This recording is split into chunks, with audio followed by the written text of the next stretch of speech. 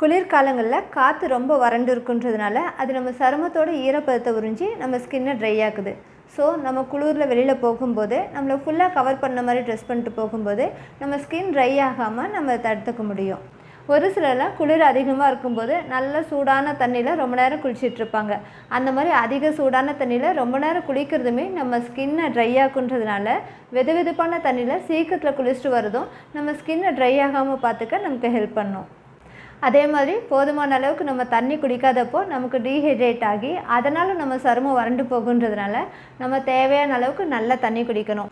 அதே மாதிரி coffee, alcohol இதெல்லாமும் நம்மளை டீஹைட்ரேட் பண்ணுன்றதுனால இதெல்லாம் அவாய்ட் பண்ணுறது மூலமாகவும் நம்ம ஸ்கின் ட்ரை ஆகாமல் நம்ம தடுத்துக்க முடியும். அடுத்து vitamin A, vitamin D, zinc, இரும்பு சத்து இந்த மாதிரி சத்து குறைபாடுகள்னாலும் நமக்கு ஸ்கின் ட்ரை ஆகுன்றதுனால இந்த சத்துக்கள் அதிகமாக இருக்கிற மாதிரி கேரட்டு, சக்கரவள்ளி கிழங்கு, கீரைங்க, அதோடு சேர்த்து vitamin E, omega 3 fatty acid அதிகமாக இருக்க மீன், நட்ஸு அந்த மாதிரிலாமும் நம்ம கண்டிப்பாக எடுத்துக்கணும். அடுத்து குளித்து முடித்த உடனே மாய்ஸ்சரைசர் அப்ளை பண்ணுறது சிம்பிளாக யூஸ் பண்ணணுன்னு பார்த்தோம்னா தேங்காய் எண்ணெய் கூட அப்ளை பண்ணலாம். இந்த மாதிரிலாம் பண்ணும்போது நம்ம ஸ்கின் ட்ரை ஆகாமல் நிச்சயம் நம்ம தடுத்துக்க முடியும்.